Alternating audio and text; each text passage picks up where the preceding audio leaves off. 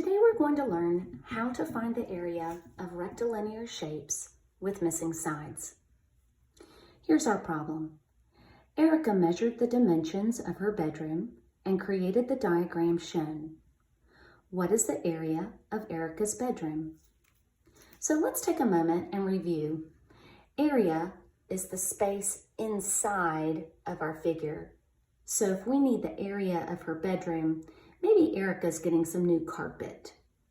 So we need to find out the area so we know how much carpeting to buy for Erica's bedroom, for example.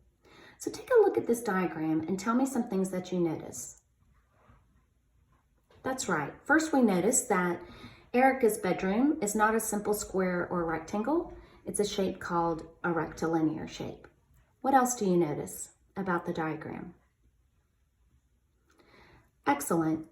When we measure Erica's bedroom, we used feet. So our final area would need to be labeled in squared feet. And finally, what do you notice about the diagram of Erica's bedroom? Excellent. Most of our sides have given measurements. However, we are missing some measurements. So this side does not have a measurement and this side does not have a measurement. So how are we going to find the area of Erica's bedroom? Well, first we need to find all of our missing sides. And when we do this, we need to remember that opposite sides are equal.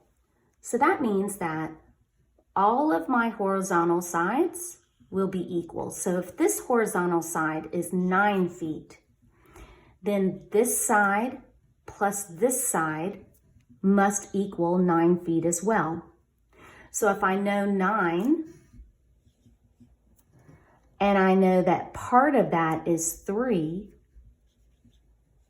how many more feet do I need to make this side plus this side equal to 9? That's right, 6. So that means that this side up at the top is equal to 6 feet. Now the same is true for my vertical sides.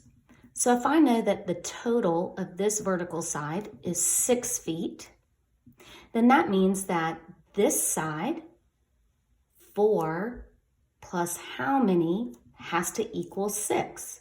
So 4 plus how many has to equal 6.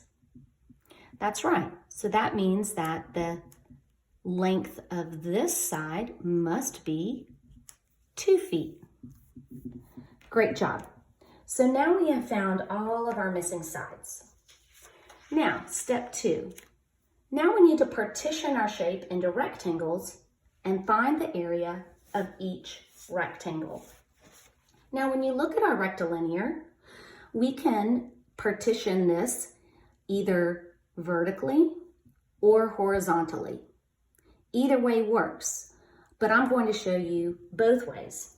So first, let's partition this shape vertically. So I've partitioned it into 2 rectangles. And one of the things I like to do is I like to kind of cover up what I'm not using so it doesn't distract me. Because now I need to find the area of each of these rectangles, but I'm going to begin with my small rectangle first. So when I find area, you remember area is what? That's right, length times width. But how do I know which measurements to use? Because I have a 3 here, a 4 here, and a 9 here.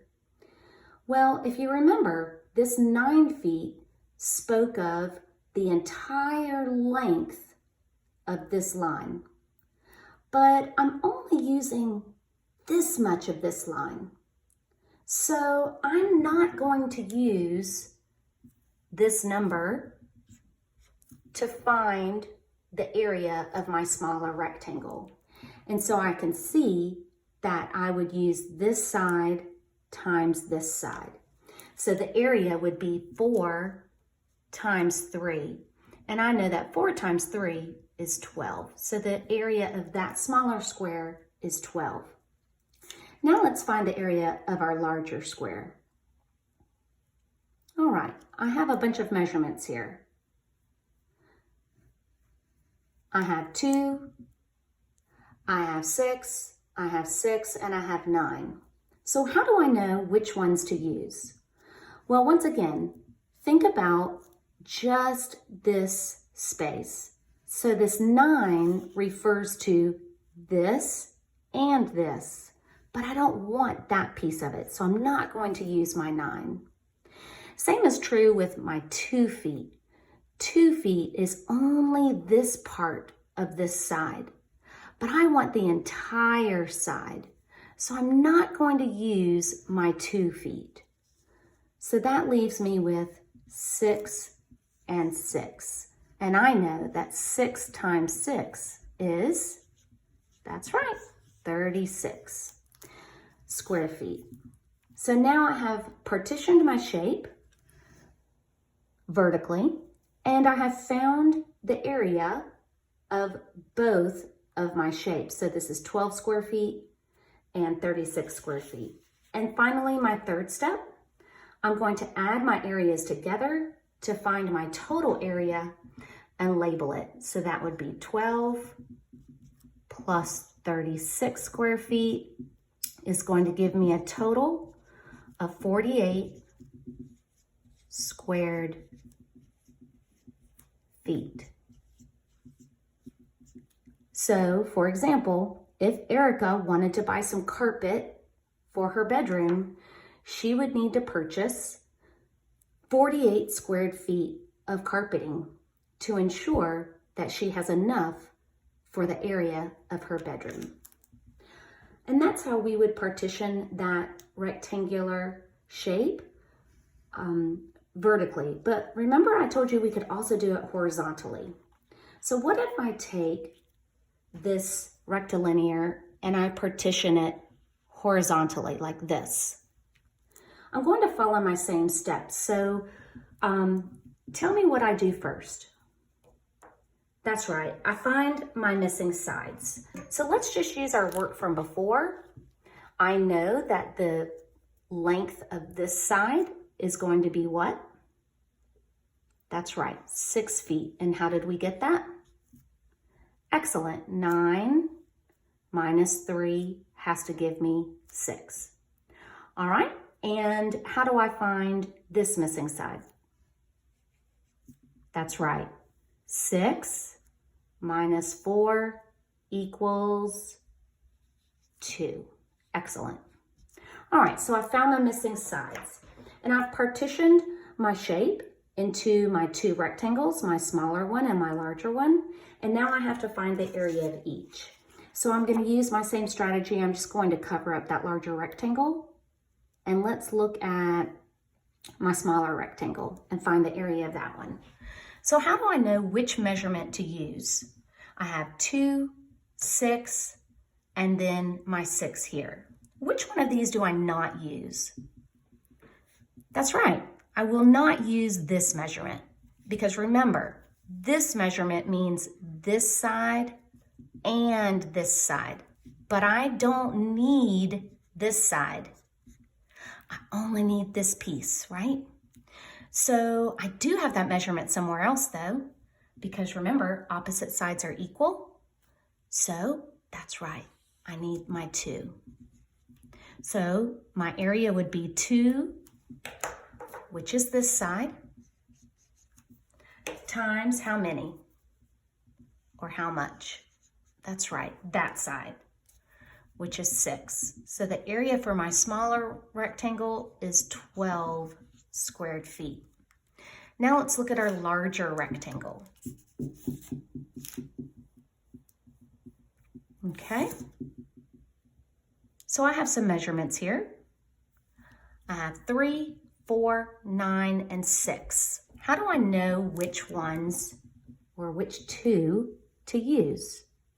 So if I remember, again, this 6 feet refers to this part of my rectangle, but also this part of the other rectangle. So I don't want to use that 6. And again, when I look at this side, my 3 only talks about this piece of this rectangle. I don't know this piece, so I'm not going to use my 3. So that gives me this side, which is 9, times this side, which is 4.